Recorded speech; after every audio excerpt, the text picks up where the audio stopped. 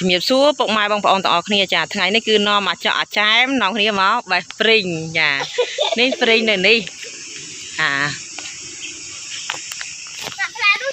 នេះព្រីងមើលនេះចាប់ដើមទុំហើយបងប្អូនទុំហើយចាហើយខាងនោះក៏ទុំច្រើនដែរញ៉ាដោយសារកាមេរ៉ាវាស៊ុំឆ្ងាយវាអត់សូវច្បាស់បងប្អូនផ្លែឡើងខ្មៅពេញដើមតែម្ដងផ្លែច្រើនណាស់នេះឡើងពេញដើមចាហើយព្រីងនៅទីនេះច្រើនដើមបងប្អូនអើយ1 2 3 4 5 6 7ដើមចង់10ដើមជុំវិញហ្នឹងចាហើយនៅនេះទៀតនេះគឺដើមព្រីងនេះដើមពូនចាហើយនៅខាងនោះទៀត3 4ដើមទៀតព្រីងខាងនេះកវោនឹងយកទៅណាបងប្អូនហើយតែផ្លែនេះផ្លែដល់ត្រូវទឹកភ្លៀងចេះនិយាយពីរីកមកធំណាបងប្អូនហើយមកនេះស្មានតែ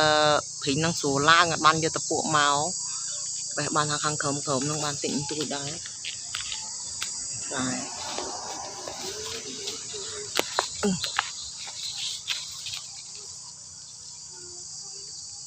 ចាទុំល្អអាផ្លែឥ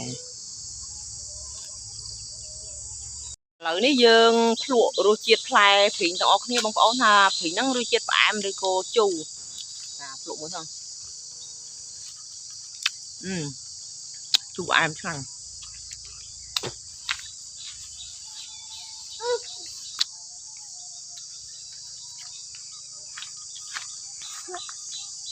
ចាឡៃបេះព្រីងងាកមកក្រោមនេះឃើញផ្លែទុំល្អបងប្អូនអើយបងប្អូនណាស្គាល់អត់ចាផ្លែហ្នឹងគឺផ្លែតែម៉ៅព្រៃចារសជាតិវាឆ្ងាញ់ណា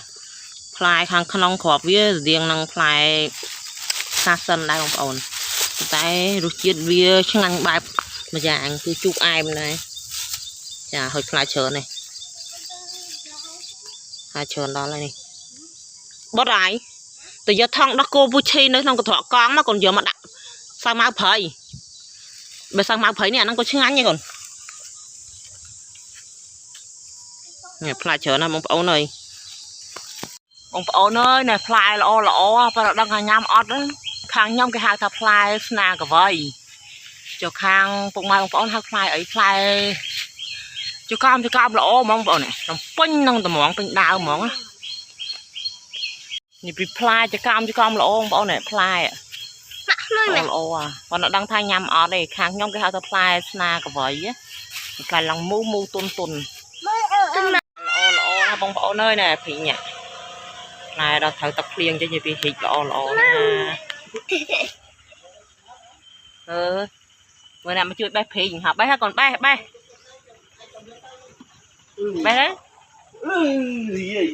បងប្អូនអើយផ្លែល្អឡើងពេញដើមឃ្លានតរៀននេះប៉ុន្តែប្តីអត់មានលុយទិញតរៀនឲ្យពពោះមកបេះព្រីងមើលផ្លែល្អណាស់